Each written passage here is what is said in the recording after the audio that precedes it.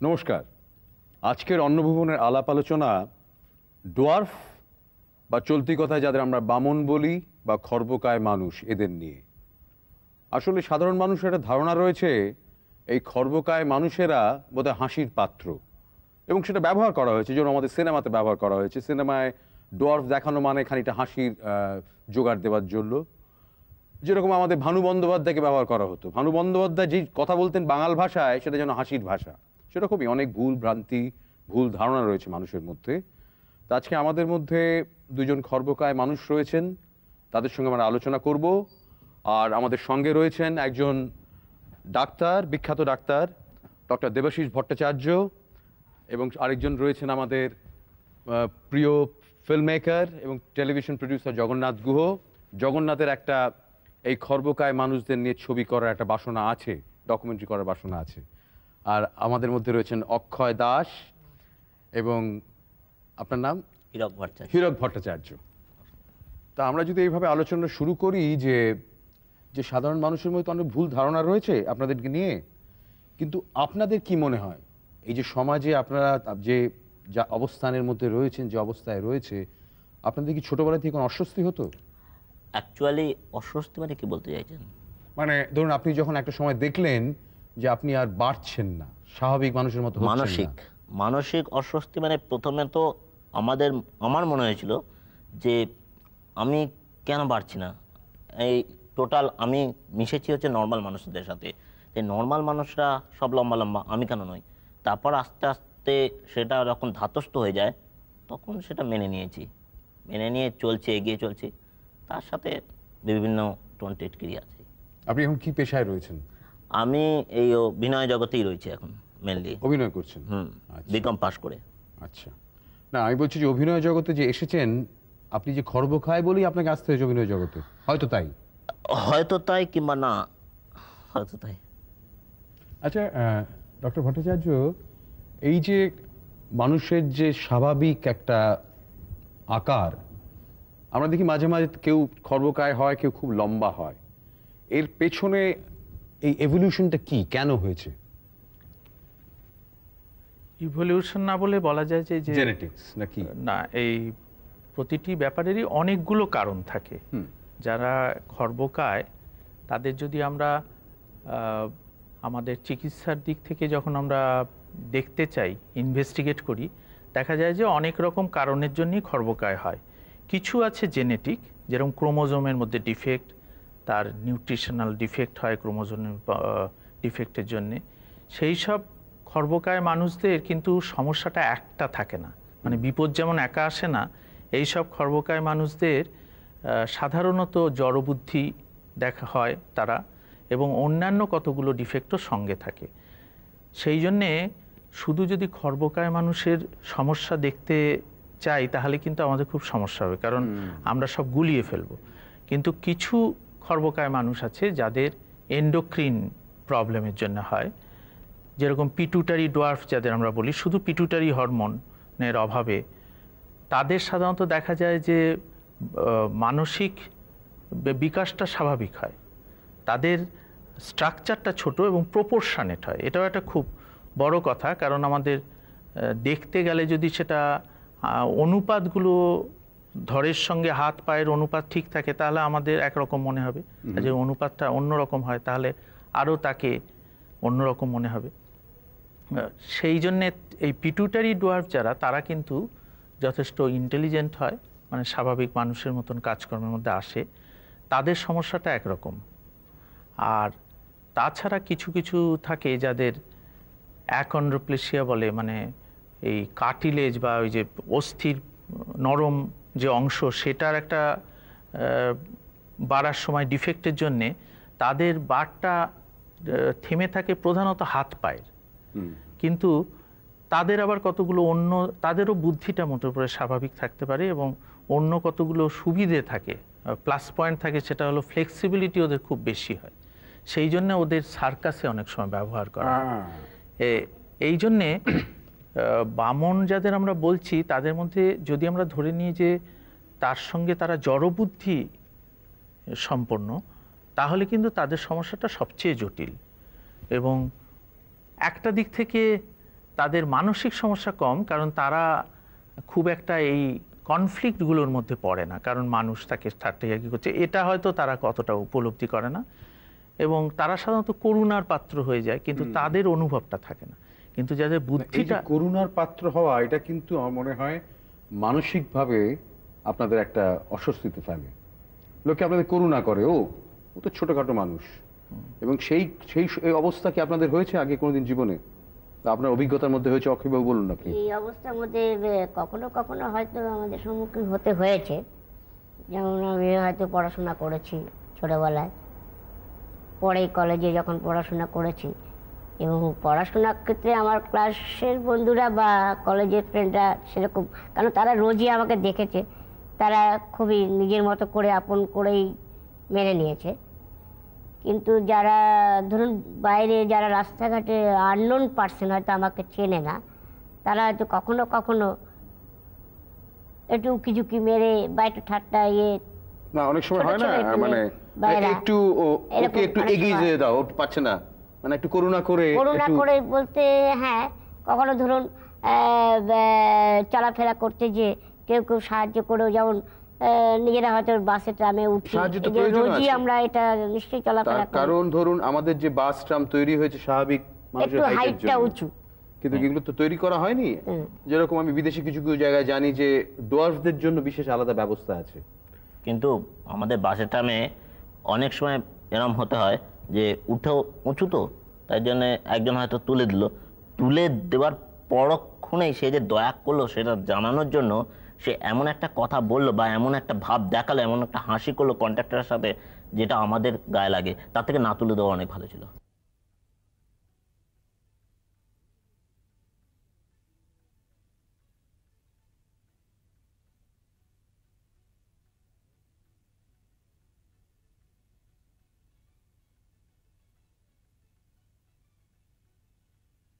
আপনি ছোট মানুষ বলে আপনার মনে কোনো কষ্ট নেই? কোনো কষ্ট নেই দাদা, কোনো অসুবিধা হয় না আপনার? কোনো অসুবিধা নেই। আমি একা ট্রেনে যাওয়া আসা সব সময় করি, বাড়ি ঘর। কি করা যায়, দুঃখ কষ্ট সহ্য করবি তো, কিছু ইনকাম করতে হবে। আপনার মনে হয় না যে আপনি লম্বা হলে বেটার হতো? সেটা তো হয়, কিন্তু তাও আমার প্রবলেম নেই।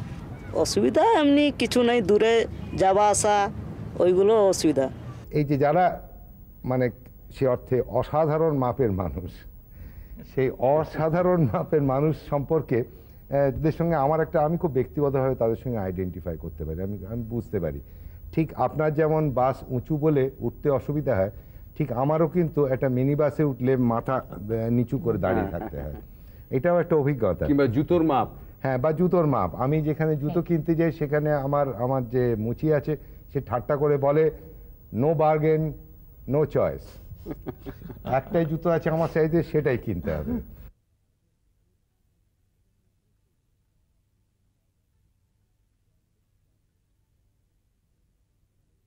এবং এটা একটা সাংস্কৃতিক দিক থেকে আমরা দেখেছি ঐতিহাসিকভাবে, যেমন পিগমিদের হেয় করা হয়েছে, কিন্তু পিগমি তো তাদের তো একটা এভলিউশনারি প্রসেসে পিগমি হয়েছে তো তারা, সে সম্পর্কে আপনার কি ধারণা? আমি এইটাই বলতে যাচ্ছি, মানে পিগমিদের আমরা দেখেছি আমাদের সাহিত্যেও পিগমিজ, কিংবা আমরা ইংরেজিতে বলি পিগমি, হ্যাঁ, ওটা একটা গালাগাল করছে।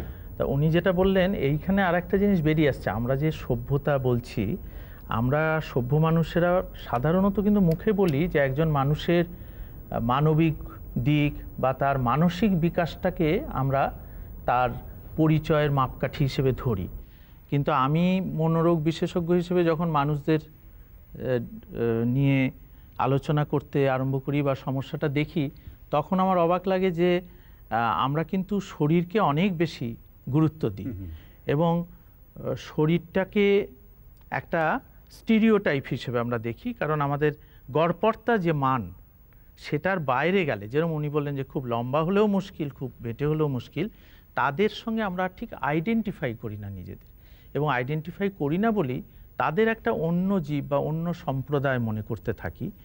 তাদের সঙ্গে আমাদের মানসিক কতটা একাত্মতা আছে সেটা বোঝার মতন আমাদের কিন্তু অ্যাটিটিউড থাকে না। সেটা মনে হয় আপনি যেটা বলছিলেন কিছুটা আমাদের সংস্কৃতিগত, আমরা কিছুটা এটা বাড়িয়েছি, কারণ কোনোটাই আমাদের মানব সভ্যতাতে এক জায়গায় কতটা আমাদের যে স্বভাবগত বোঝা খুব মুশকিল। যেরকম এখন রূপচর্চা বা শরীরের একটা মুখে তিল থাকলে প্লাস্টিক সার্জারি করতে হবে কিনা এইসব নিয়ে এত বেশি প্রচার চলে এবং এত একটা ট্রেন্ড এসছে। আসলে আমরা ইতিহাসকে সবসময় সামাজিক ইতিহাস হিসেবে দেখেছি। শ্রী অরবিন্দ যেটা কাজ করার চেষ্টা করেছিলেন যে একটা সাইকোলজিক্যাল হিস্ট্রি আছে তো ম্যানকাইন্ডের, সেটাও তো ভাবতে হবে যে মনেরও তো একটা বিবর্তন রয়েছে, তারও তো ইতিহাস রয়েছে, এবং সেখানে পৌঁছতে না পারলে, সেটা না ধরতে পারলে বোধহয় এই ব্যাপারগুলো আমরা বুঝতে পারবো না। যেরকম আমার মনে হয় যে আপনার অফিসে তো আপনি কাজ করেন, আপনি তো একজন অফিসার, হ্যাঁ আপনার অফিসে কি মনে হয় যে আপনার যে কর্মচারীরা আপনাকে অন্যরকম চোখে দেখে, বা কোনো সময় এরকম অভিজ্ঞতা হয়েছে? না, কখনোই না। আমাদের অফিসের কর্মচারীরা আমাকে যথেষ্ট ভাবে, যারা বয়োজ্যেষ্ঠ তারা স্নেহ করেন, যারা আমার বয়সে কনিষ্ঠ যারা, তারা আমাকে যথেষ্ট রেসপেক্ট করে, এবং আমি একটা ডিপার্টমেন্টের অফিসার ইনচার্জও বটে। আমাকে যে একটা ডিপার্টমেন্টের কাজকর্ম সমস্ত কাজের পরিচালনাও করতে হয়, সেখানে আমি সমস্ত স্টাফদের নিয়ে ভালো মতোই কাজ করিয়ে নিই, বা তারাও আমাকে কাজে সাহায্য করেও দেয়, এবং তাতে আমার কোনো অসুবিধা হয় না। আচ্ছা, একটা জিনিস ধরুন, সাধারণ মানুষের মধ্যে যেটা রয়েছে একটা শ্রেণী বিভাগ, ধরুন কিছু লোক কৃষক, মজুর, একদল লোক মধ্যবিত্ত, একদল উচ্চবিত্ত, একদল অনেক বেশি পয়সা, আপনাদের যে একটা শ্রেণী রয়েছে তার মধ্যে কি ভাগ রয়েছে এতটা? এটা আমার মনে হয় না যে এইভাবে দেখাটা ঠিক, কারণ আমি যেটা বললাম যে আমরা বাইরে থেকে দেখছি বলে, না শুধু তা নয়, আমরা বাইরে থেকে দেখছি বলে যারা বামন তাদের সবাইকে আমরা একটা শ্রেণী মনে করছি, কিন্তু তাদের মধ্যে যারা যাদের সৃজনশীল মন, যেরকম ইনি একটা সৃজনশীল লাইনে রয়েছেন, যারা মোটের উপরে ইন্টেলিজেন্ট এবং অন্য কোনো একটা বৃত্তিতে রয়েছে তারা একরকম, যারা জড়বুদ্ধি, কারণ তাদের মানসিক দিক থেকে কিন্তু তারা এক শ্রেণীতে নয়। এবং মানুষের শ্রেণীবিভাগটা, এই যে সামাজিক শ্রেণীবিভাগটা সাধারণত বর্তমান সমাজে তো বটেই, অনেকটাই আইকিউ এর উপরে নির্ভর করে, অর্থাৎ বুদ্ধি এবং তার ক্ষমতার উপরে। শারীরিক ক্ষমতাটা নিশ্চয়ই কিছুটা দরকার, আমরা কিন্তু মনে করি না যে ওরা দুর্বল, কিন্তু ওদের কতগুলো, যেরকম আপনি বললেন সার্কাসের কাজে খুব ভালো, ভীষণ ফ্লেক্সিবল বলে, কিছু কিছু সবাই নয়, সেই জন্য এদের মধ্যে অনেক শ্রেণী বিভাগ আছে। সেটা আমি জানতে চাইছি যে মানে কিছু উনি যেরকম সরকারি অফিসে চাকরি করেন বা ব্যাংকে চাকরি করেন, সেরকম হয়তো একদল রয়েছেন তারা কিন্তু হয়তো লেখাপড়া শেখেননি, তারা হয়তো সার্কাসে চাকরি করছে। মানে এটাই একটু আমার জানার ইচ্ছে ছিল, বা আমাদের শ্রোতারা জানতে চায়। আমার ক্ষেত্রে আমি বলতে পারি যে, আদার্স ক্ষেত্রে বলতে পারি না, আমার ক্ষেত্রে আমি বলতে পারি যে আমি চিরকাল যেহেতু মানে পড়াশোনা করে বড় হয়েছে এবং জেনারেল লোকেদের সাথে, মানে লম্বা লোকেদের সাথে, মানে মোটামুটি যারা নর্মাল তাদের সাথে মিশেছি, আমার কখনো মনে হয়নি যে আমরা মানেই হচ্ছে আমাদের বেটে এবং এবার বেটেদের বন্ধু। যেমন যখন ঢুকি, এই তোর বন্ধুটাকে খবর দিত, কিন্তু আদৌ তার সাথে আমার পরিচয় নেই, এই তোর বন্ধু একটা নতুন এসছে, কিন্তু তা নয়। কিন্তু একটা নর্মাল লোক এলে তাকে বলবে না এই তোর একটা বন্ধু এসছে, কিংবা এই তোর বন্ধুকে খবর। তার মানে যেটা জগন্নাথ বললো যে মানে সমাজে সাধারণ যে দেখাটা, সেটাই গন্ডগোল, সেখানে গন্ডগোলটা লুকিয়ে রয়েছে। যেরকম এটা কিন্তু অনেকদিন মানে মিথ থেকে আমরা পাই, বারবার ইউরোপিয়ান মিথে তো বারবার এসেছে, মানে ডোয়ার্ফতে বা খর্বকায় মানুষের রেফারেন্স কিন্তু বারবার ইউরোপিয়ান মিথে তো বারবার এসেছে। আইসল্যান্ডিক মিথে আছে, জার্মানিক মিথে আছে, যার থেকে এই হান্স ক্রিশ্চিয়ান অ্যান্ডারসনের Snow White and the Seven Dwarfs এর গল্পের সূত্র। কিন্তু সেখানে একটা মজা আছে, সেটা মজাটা হচ্ছে, এবং সেটা ফোকলোরেতেও রয়েছে, যে ডোয়ার্ফদের ওই ইউরোপিয়ান ফোকলোর এইভাবে দেখে যে তাদের শিশুর দেহ কিন্তু পরিণত বুদ্ধি এবং বোধ, সুতরাং তারা যেন ওয়াইজ ম্যান। ওই যে মানে স্নো হোয়াইটের সঙ্গে যে 7টি বামন আছেন, তাদের সকলেরই চুল সাদা, তাদের খুব সম্ভ্রান্ত চেহারা, তাদের বোধ আছে, বুদ্ধি আছে, ইনফ্যাক্ট তারা প্রাজ্ঞ লোক, তারা সকলেই প্রাজ্ঞ। এই ব্যাপারটাও কিন্তু ফোকলোরে অদ্ভুতভাবে এসেছে। এখানে একটা বোধহয় বলা যায় আমাদের মিথে যে বামন অবতার, সেটা কিন্তু ওইখানটা দিয়ে একটা প্রতীকীভাবে বোধহয় দেখানো হয়েছে, যে একটা আমাদের মনস্তত্ত্ব যেটা বলে, একটা জায়গায় খুঁত থাকলে অনেক সময় মানুষের যদি সেই রকম মোটিভেশন বা বুদ্ধি থাকে, তার নিজের ইচ্ছে থাকে তাহলে সে সেটাকে কম্পেনসেট করতে পারে, অন্য জায়গায় অনেক এক্সেল করে, একটা অ্যাভারেজের থেকে অনেক বেশি হয়। হয়তো বামন অবতার তারই প্রতীক। এবং এটা খুব অদ্ভুত যে যে এন্টারটেনমেন্ট ইন্ডাস্ট্রিতে আজ নয় যুগ যুগ ধরে কিন্তু মানে এমনকি ডোয়ার্ফরা কিন্তু সারা পৃথিবীর এন্টারটেনমেন্ট ইন্ডাস্ট্রিতে কিন্তু বিরাট ফাংশন। কাজের নামে অষ্টরম্ভা, আর আমাকে সব কাজ করতে হবে, আর উনি বসে বসে বাবুয়ানি দিবেন। এটা কি করেছিস? ওটা কি করেছিস? বেশ করেছি দিনি। তোমার চা হয়েছে? চা হয়ে গেছে। কাপ কই? কাপ কই? আরে কাপগুলো নিয়ে না, ঝাঁটা দিয়ে আমি সবকিছু পারবো না। পারবো না। খুব ভালো লাগে, আমরা যত আনন্দ দিই তার উপরে আরো ভালো লাগে কি আরো হাসো, আরো হাসাই আমরা ওকে। এন্টারটেনমেন্ট বিজনেসে যে যে হাসি পায়, যে ক্ল্যাপ পায়, সেই স্টার। সুতরাং সেখানে তার সাইজ, সে বড় ছোট মেজো বেটে চৌকো কিচ্ছু এসে যায় না। হুএভার পারফর্মস এবং যে যে যে মানুষের অ্যাপ্লজ পায় তাকেই কিন্তু সেই কিন্তু উঠে আসে। যেই কারণে যে আমরা দেখেছি সার্কাসে একটা অদ্ভুত জিনিস আছে। আমরা জানি যে সার্কাসের যারা যারা বামন আছেন, বামন পারফর্মার আছেন, তারা সাধারণ পারফর্মারের থেকে অনেকে বেটার অ্যাক্রোব্যাটস, বেটার ট্র্যাপিজ আর্টিস্ট সব জানে তারা। হ্যাঁ, তারা অনেক অনেক কিছু জানে বলে তারা সেই সেই ট্রিকগুলো করেও হাসির খোরাক জোগাতে পারে। এই হাসির খোরাক জোগাড় করাবার জন্য তাদের বেশি স্কিলের দরকার হয়। এবং এক্ষেত্রে আমার মনে হয় যে যে শো বিজনেস অদ্ভুতভাবে খানিকটা হয়তো আশ্রয় দিয়েছে যারা সে অর্থে অসাধারণ, মানে যারা যাদের জন্য সাধারণ দুনিয়ায় জায়গা নেই, তাদের বোধহয় শো বিজনেসে একটা আলাদা করে তাদের জন্য একটা স্থান রয়েছে। আপনাদের কাছে আর একটু শুনি। হ্যাঁ, এই ব্যাপারে আপনার সাথে আমি একই মত। মানে এটা হিসাবে মানে এটা সাধারণ যে অর্ডিনারি, এটা কিছুটা আমাদের ক্ষেত্রে এক্সট্রা অর্ডিনারি হিসাবে আমরা ট্রিটমেন্ট পাই। কেন অনেক ক্ষেত্রে আমি দেখেছি যে শুধু অভিনয় জগতে নয়, এমনি জগতেও আমরা দেখেছি, যেহেতু আমাদের স্বাভাবিক হাইটের লোক নই, কিন্তু আমরা ছোটোর মধ্যেও অসাধারণ কাজ করতে পারি। এইটা একটা এক্সট্রা অর্ডিনারি আমাদের কাছে ফিল হয়েছে, আমার কাছে অন্তত তাই মনে হয়। একটা জিনিস আমি বলতে পারি যে একটা জিনিস, কয়েকজন ডিরেক্টর আছেন যারা সত্যি ভালো মানে আমাদের ব্যাক করেছেন। যেমন অঞ্জন চৌধুরী, গৌতম গুপ্ত আমার ব্যাক করেছিলেন। বুদ্ধদেব দাশগুপ্ত, হ্যাঁ, আমি গৌতম গুপ্তের মেন 4টে গল্পে মেন ক্যারেক্টার ছিলাম। কিন্তু একটা জিনিস কি, তারপর যখন আমি ফিরে এলাম 4টে গল্পে মেন ক্যারেক্টার হরর করার পর, তারপর যখন আমি বললাম, তখন এক একজন এক এক রকম, সবাই নয়, আমি বারবার বলছি যে তুই ক্যারেক্টার করবি, তুই কি করবি, হ্যাঁ ওই যা খেজুর গাছে ওটা আছে, একটা ক্যারেক্টার আছে, ওটাই কর। ওই অবজ্ঞতা থেকে যায়। কিন্তু আমরাও যে করতে পারি এবিলিটি, হ্যাঁ মিলিটারি বেসটা আমাদের হবে না, কিন্তু যেইটা আমাদের হবে, যেরকম আমাদের হবে সেই রকম ভাবে ক্যারেক্টারটা করতে, সেটা অর্ধেক লোকই বোঝে না, ভাবে যে বামন মানেই ক্যারেক্টার করতে পারবে না, তারা অভিনয় করতে পারবে না, তারা অভিনয় জানে না। আচ্ছা, এবারে একটা গুরুত্বপূর্ণ বিষয় আসি, যেটার জন্য ডক্টর ভট্টাচার্যের সাহায্য লাগবে। এই যে যে সেক্সুয়াল জগৎ, খর্বকায় মানুষের, তাদের যে নিজস্ব পরিবার, তাদের যে নিজস্ব সিস্টেম, এটা কি একেবারে আলাদা না? খুব আলাদা নয়। আচ্ছা, সেক্স নিয়ে তো আমাদের দেশে সাধারণ মানুষের মধ্যে সবসময় নানা রকম মিথ এবং ভুল ধারণা রয়েছে, হ্যাঁ, আছে, যার জন্যে বেশিরভাগ মানুষ মনে করে যে খুব স্ট্রং সেক্স দরকার তার মানে পার্টনারকে স্যাটিসফাই করার জন্যে।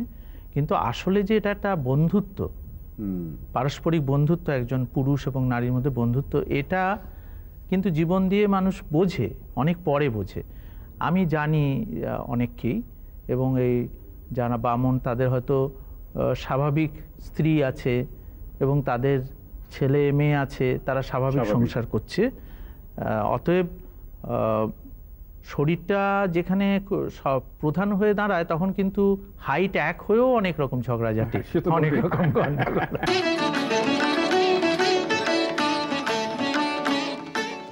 যখন থেকে ছেলে পয়দা হয়েছে, আব্বু আরো ভালোবাসে। বিয়ে শাদী চিন্তাই করি নাই, করবো না মনে করেছি। কেন?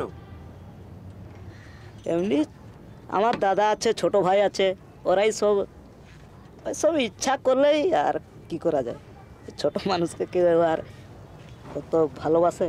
হাক্সলের গল্পটা একটু আগেই আলোচনা করছিলাম, একটা সাংঘাতিক গল্প ছিল হাক্সলের, জগন্নাথ বলতে পারবে। ক্রোমিয়ালো বলে একটা গল্প আছে, সেখানে একজন ইংলিশ লর্ড, তিনি ডোয়ার্ফ ছিলেন এবং তার লেডি, সে তাকে খুঁজে খুঁজে বার করে এক খর্বকায় মহিলাকেও বিয়ে করেছিলেন তিনি, এবং তাদের খুব সাধের একটি সন্তান জন্মায়। সেই সন্তানটি নর্মাল, স্বাভাবিক হাইট। তার। তা সে যখন, এরা দুজনে কোনোদিন ওই কাসল থেকে বেরোতো না, কিন্তু ছেলেটিকে স্কুলে পড়ালো, ইউনিভার্সিটিতে পড়ালো।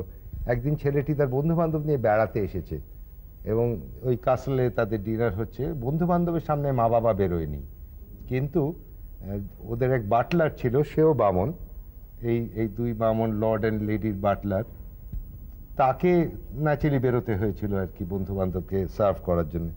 গভীর রাত্রে হই হুল্লোড় হচ্ছে, মদ খেয়ে তারা যায়, তারা গিয়ে দরজার ওই কি হোল দিয়ে দেখতে পায় যে তার ছেলে এবং ছেলের বন্ধুরা মদ খেয়ে হুল্লোড় করছে এবং মদ খেয়ে বাটলারটাকে টেবিলে নাচাচ্ছে এবং তাতে আনন্দ পাচ্ছে। সেই দুঃখে মা বাবা দুজনে একসঙ্গে নিজেদের সুইসাইড করে, নিজেদের প্রাণ নিয়ে নেয়। কারণ সন্তানের এই অবজ্ঞাটা ওদের পক্ষে সহ্য করাটা ভয়ঙ্কর কঠিন হয়ে গেছিল। আজকের অনুষ্ঠান আমাদের এখানেই শেষ, আবার পরবর্তী সপ্তাহে আপনাদের কাছে ফিরে আসবো। নমস্কার।